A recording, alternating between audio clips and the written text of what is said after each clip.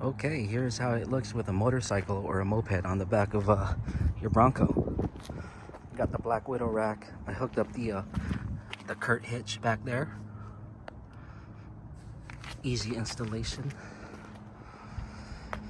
And I'm taking this moped to get serviced. My buddy's he's a master at electric motorbikes and mopeds and whatnot. And I'm just having some wiring issues. And I'm happy to report that the Bronco can hold a motorcycle on the back of it.